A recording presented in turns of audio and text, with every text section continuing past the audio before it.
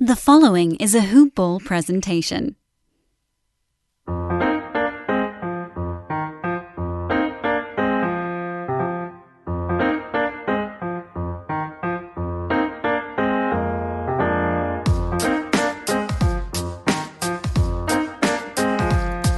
Hoop Ballers! Welcome back to another episode of Today in Sports Betting. It is 12:30 on the East Coast. It is Wednesday, and I am Ira Silver at Ira Silver Magic on Twitter. We got a great show for you today. I got my buddy John Ryan back on the show. Give us a little, some good nuggets, hopefully for this MLB postseason slate today. It will be a short show, but hopefully we'll win some money. John, what's up, man? How are you?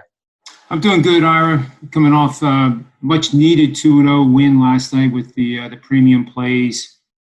Obviously very nervous with the Rays having to win, and got lucky with the Heat. Nothing like a 3-pointer there at the end to cover the 8-point spread.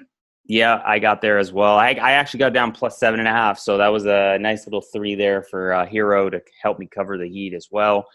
Before we jump into today's slate, just want to remind everybody this podcast is brought to you by Manscaped.com. They have the new and improved Lawnmower 3.0 with their water-resistant technology. I love mine, so should you. Go to Manscaped.com, type in the promo code HOOPBALL20, that's HOOPBALL20 at Manscaped.com. Get 20% off and free shipping. What a deal. John, we have some MLB postseason to talk about, some playoff games going on today.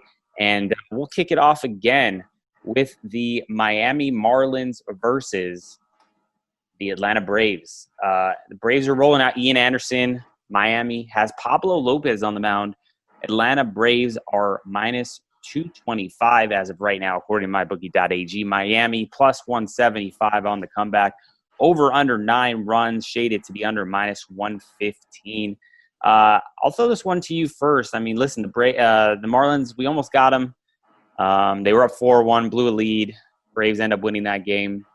Significant margin with a big seventh inning scoring drive there. But can you give us anything today that may help us get back on the Marlins, or are you staying off of this game? I'm probably going to stay off this game. I'm tempted to go after the over. With these two starters on the hill. You have Pablo Lopez is basically a fastball pitcher, has excellent sinking action, generates a lot of ground balls. Exit velocities in the lower end at 85.7, 32% hard hit. Same thing with Ian Anderson. He's launch angle is 8.9, which is low, generates a lot of hard hit balls at infielders. It's not line drives. They're just plastered right at the player. And at that major league level, those are pretty easy outs. Strike percentages for these guys are pretty low. They're under 30%, both of them. So I think this has the potential to be a pretty high scoring game with the bullpens coming in as early as the 4th inning.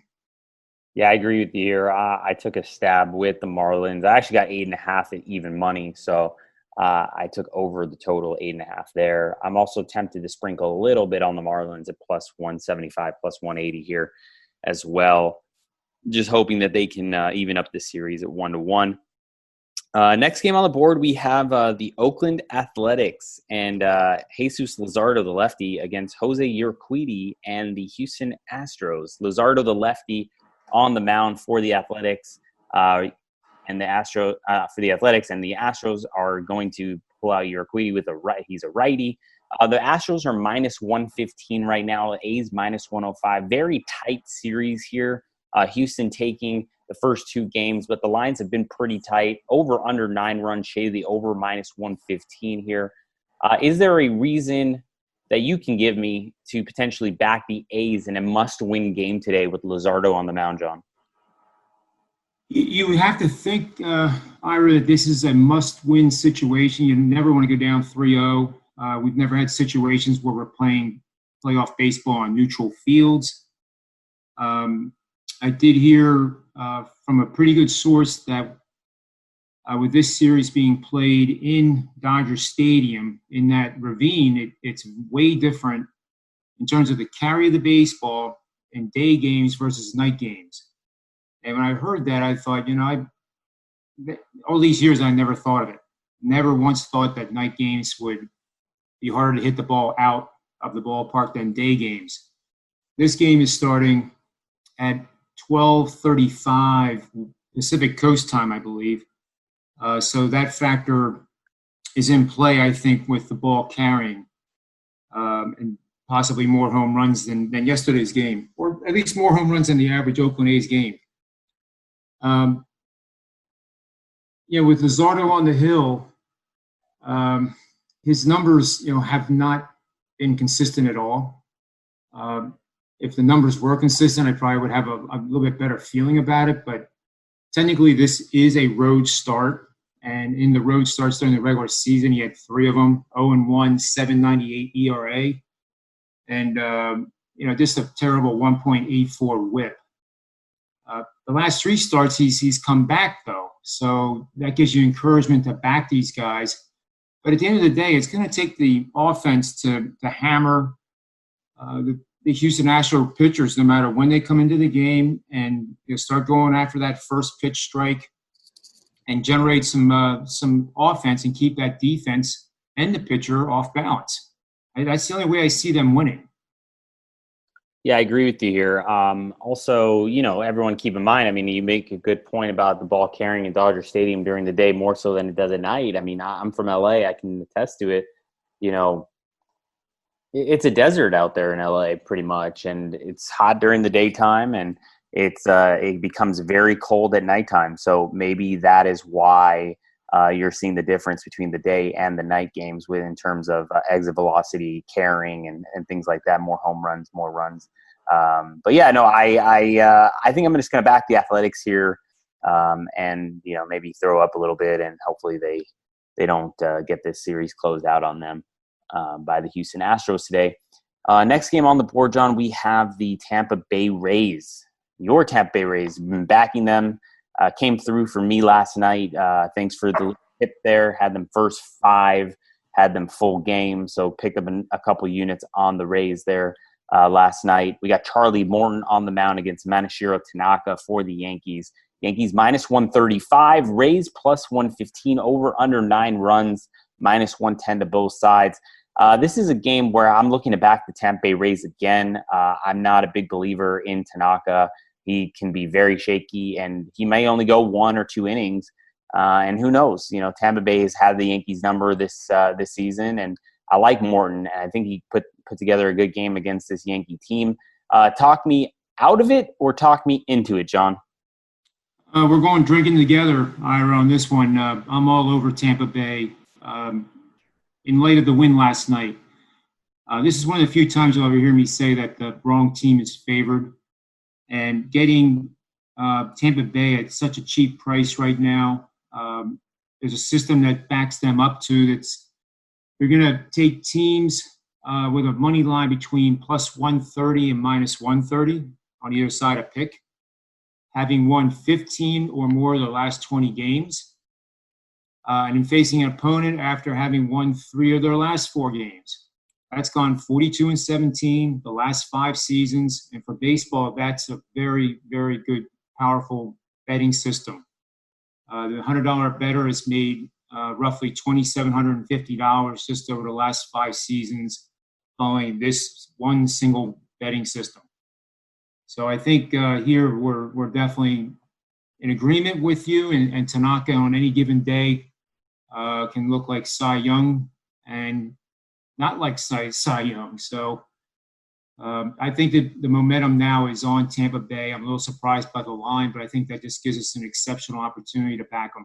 Is this a 7-star, a 5-star, a 3-star? What are we talking here? How confident are you? 7. It's a 7-star game for the subscription people. All right, there you go, guys. You got a nice little pick from John Ryan, who has these AI learning machines and trends, and Tampa Bay, big play today. I'm going to be backing them as well. So I'm glad that you're on it as well, because it only gives me that much more confidence. Maybe I'll raise my unit size. I already put 2 units on it. Maybe I'll throw another couple on it.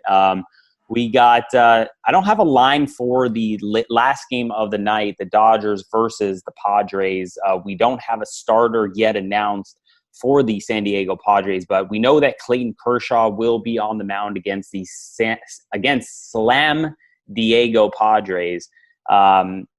Dodgers up 1-0 in the series, winning last night, coming back from a 1-0 deficit to rout the Padres. I believe it was 5-1. We have you got to think that San Diego is going to be a bullpen game again. Clevenger had a shaky start in one inning yesterday and went to a full bullpen game after that.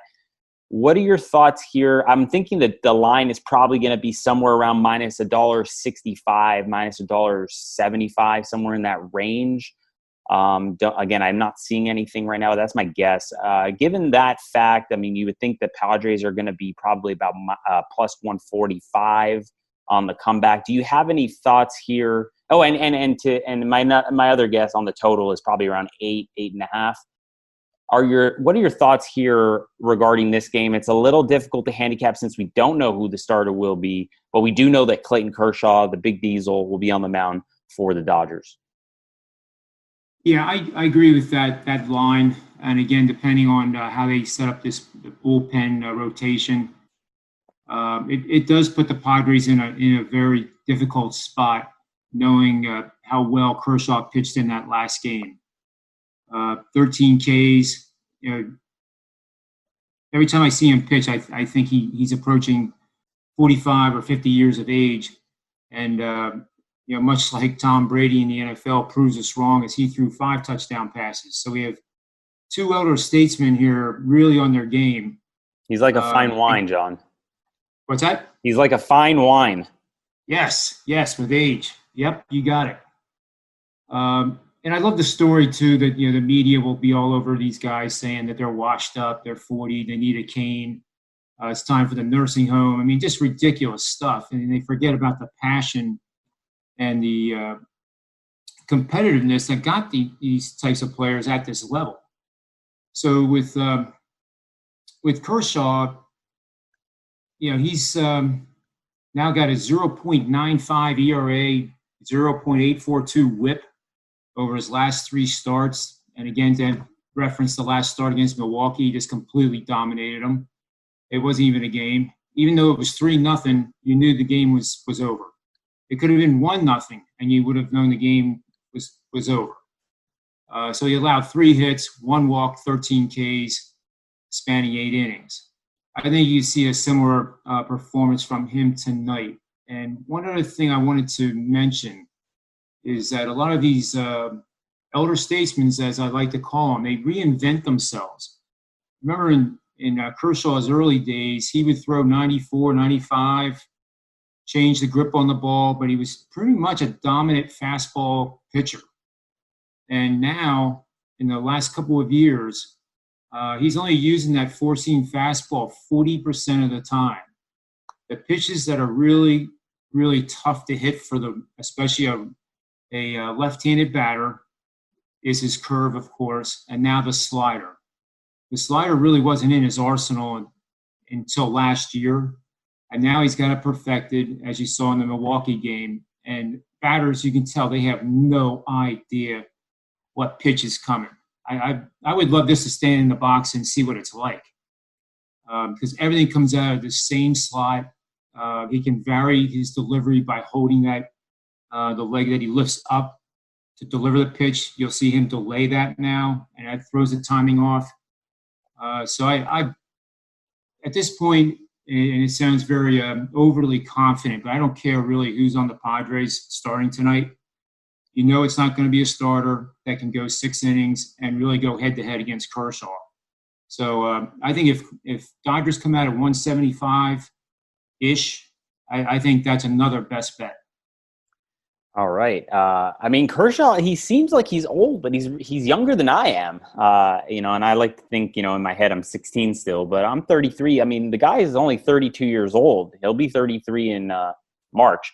But, he's been in the league a long time. He definitely does have that veteran status, but I mean, the guy's better than he's pretty much ever been right now. I mean, he's just unhittable at the moment. But you do have these bats for San Diego you always have to worry about. They put together a great team there during the season, making some key trades. So it'll be interesting to see. Now, would you back the Dodgers at minus 175 here if it came out there, or would you back them at minus 1.5 runs and get maybe a little bit of plus money there? I found over the years that when I start screwing around with the minus 1.5, I oftentimes lose. Never really quantified that. I always feel more comfortable if I'm going to lay the wood, I'm going to lay the wood. I'd almost be willing to go the opposite with an alternative line of minus 2.5 so that you get the dog price. In which case, if this is just an example, if somebody's betting $1,000 on a game, then you could put 500 on the money line. It would be 500 on the minus 1.5 line, and then 500 on the minus 2.5 line. If they win by 2 and you're that unlucky, you break even.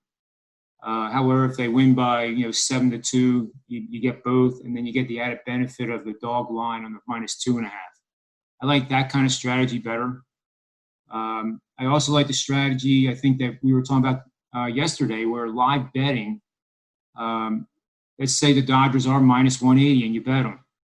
If you have $500 to bet on the game, and that's your normal bet size, then why not bet 300 before the game and keep 200 in your pocket in case the Padres score first in the first inning? Because that line then on the live is going to come down to maybe minus 140, minus 150, and you kind of scale in much like you would scale in an investment in the marketplace on Apple Computer. You don't go out and buy 1,000 shares of Apple right now. You like to buy 200, see how things go, 200 more, and you scale into it. And I found that kind of strategy worked pretty well with it. Cost average down is the term, correct? Yeah. Yep. Yeah, exactly. There's a little finance for you folks out there. But, I don't disagree. It's just, San Diego can get hot, and that's my only concern. But Kershaw, there's no other pitcher I'd rather back right now, especially with the Dodger bats in the lineup than Clayton Kershaw. John. And he's 21-7 against the Padres in his career for a 2.03 ERA, 0.977. Granted, against lineups that aren't like the one we see now, but still, it's not your parents' San Diego baseball team. That's correct. Yep. Tatis and Machado and Pham and Nola, these guys can hit the ball. And the infield is remarkably good. They're probably the best infield in baseball. Yeah, they're a great team. It's unfortunate that their stud pitching has they got hurt right before this series and the playoffs started, right. Unfortunately.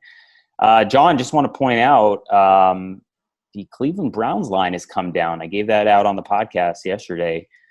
Came down from 2.5. It's all the way down to Cleveland Browns plus 1.5. So I have a point of value there. I always like to pat myself on the back sometimes. So. That's good. I think this line's going to come down to pick. I really do. So if you're still thinking about the Browns and you still think I know a little bit about what I'm talking about with the NFL, I do suggest getting down with the Browns plus 1.5. Also, the money lines come down to +1 from plus 125, which I bet it is down to plus 105 at the moment. That's an interesting little line move within the last 24 hours.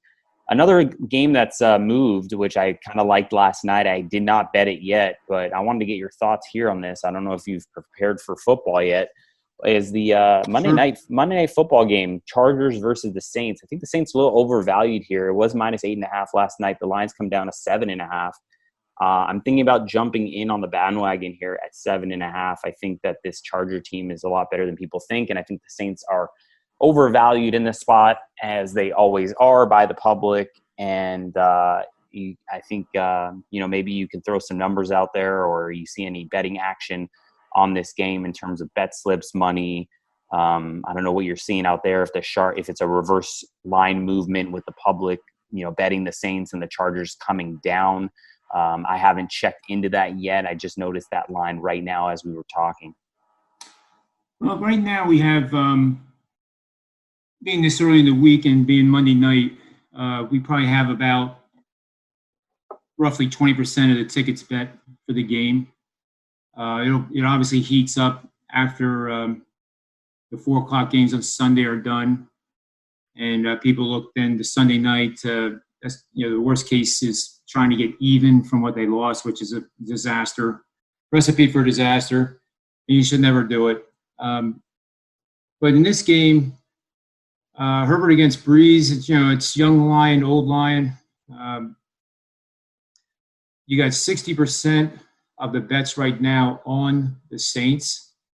And as you stated, the line is coming down, which means that the money and the smart money, the wise guy money, is on the Chargers in a big way, early on action. Now, if this line moves a lot more, the professionals may be tempted to buy back their Charger bets at the cheaper level. So in other words, if they got the Chargers at 7 and hypothetically it goes to 4.5, they may be tempted because they have then 6 as a number where they could win both sides. And that's how a lot of pros bet. So I do see that as a definite play on the Chargers. Drew Brees, to me, it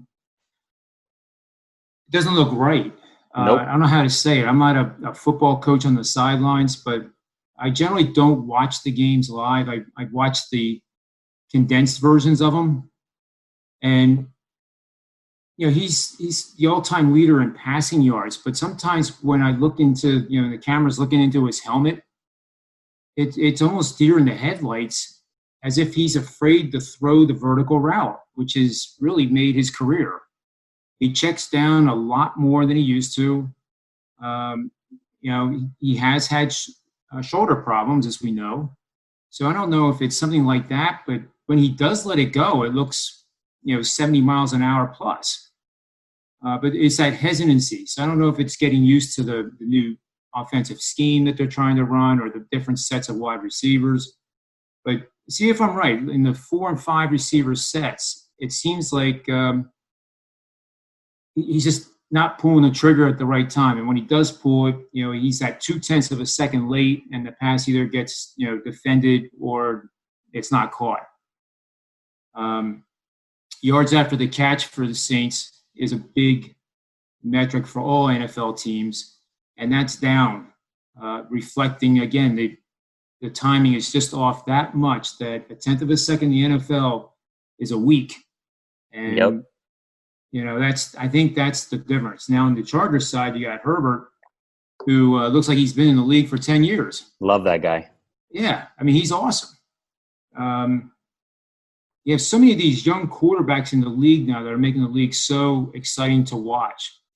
And you also have the older guys, the Breeze, the Rodgers, Brady, and all 3 of those guys are doing well with, Breeze is not at the standard that he was last year or the year before. Certainly Rodgers is off to one of the best starts of his career. And Brady showed us 5 touchdowns last week after trailing 24-7. I was watching that condensed version. I thought I was watching the Super Bowl when they played the Falcons. So I think the play here, I can make an early bet here that won't change when I finish the machine learning models projections. It will be the Chargers. And you're right. I think they're a vastly underrated team that people just aren't respecting just yet. Yeah, and I think their defense is phenomenal. That's another thing that no one's talking about. I mean, you see what they did. You see how they limited Patrick Mahomes. That the number one. I can make a case he's the number 1 quarterback in the league right now. And the guy is fantastic. Got high football IQ. Timing's great. Phenomenal arm. And you saw how the Chargers defense was really able to limit his action during that game. And I can make the case that the Chargers probably have the best secondary in the league right now. And that's going to be tough especially with Breeze, his timing and his arm strength right now. It looks a little weak, a little shaky to me, and his decision-making. So I think that if it's check down breeze on Monday night, the Chargers are going to maybe even win this game. So I'm definitely going to probably make this bet after we're done recording. Chargers plus the 7.5, maybe sprinkle a tiny bit on the money line. I'm not a big believer in Anthony Lynn. The guy kind of is a doofus for all intents and purposes. He just seems to be just one of those compounding mistakes type of head coach, and almost like a series of unfortunate events that happened to him. But, that all starts with one bad decision and it just compounds, right? So I'm not too confident the Chargers will win this game, but plus 7.5 is a little bit too much value here for me to pass up against the Saints team. Hey, so, too, I'll add one more thing, Ira, if I may. We had just hit the surface of this topic yesterday with not fans in the stands. And there's a clear advantage for the visiting team, especially in this matchup, going into the Superdome, where, to my knowledge, there won't be any fans, but if there are, it's less than 20% filled stadium. And looking at that Sunday game when the Chiefs went into Baltimore, Mahomes, you're sitting at home and watching this on TV, and you could hear him changing the play. Yep.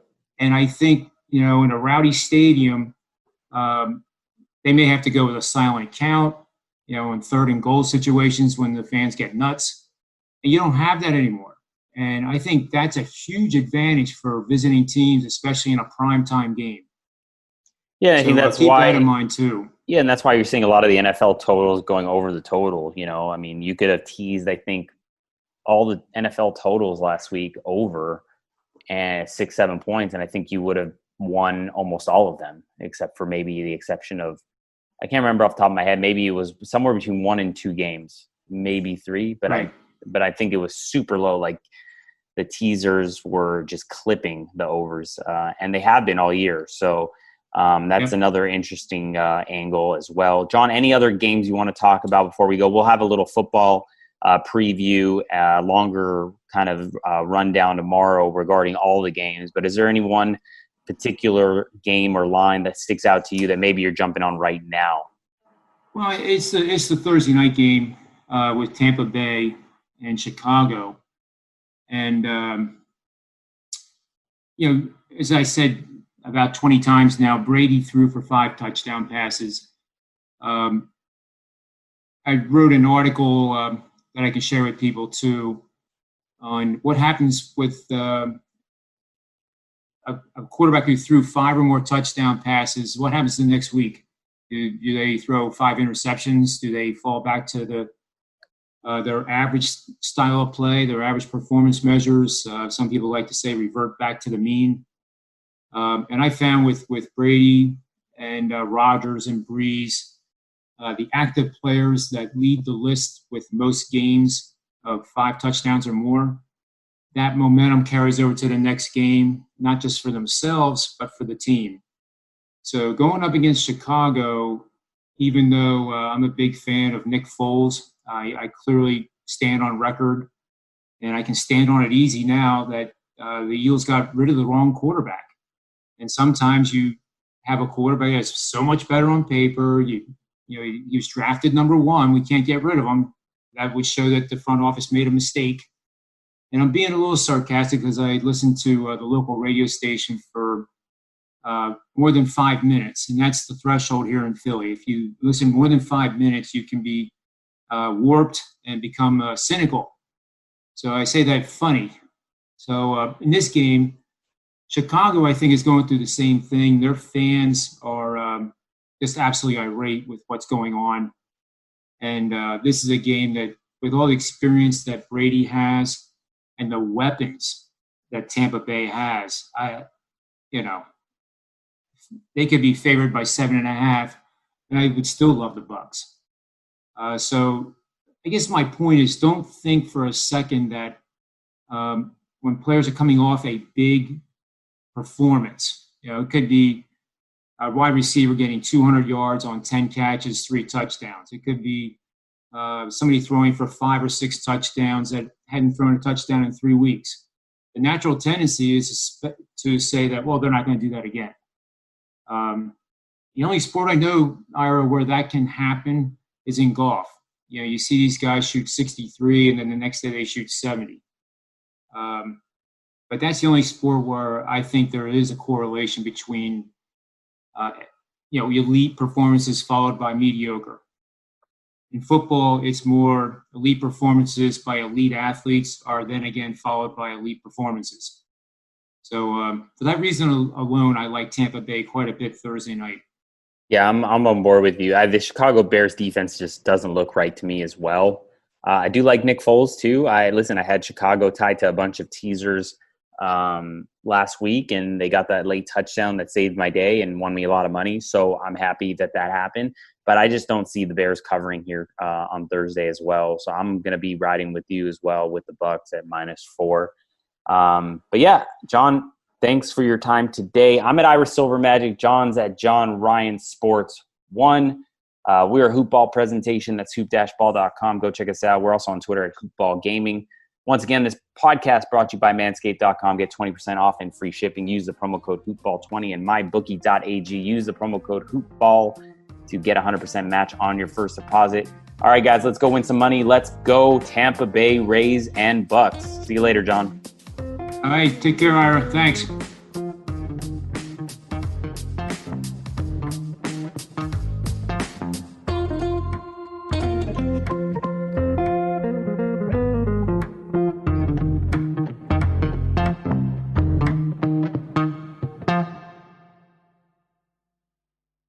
This has been a Hoop Ball presentation.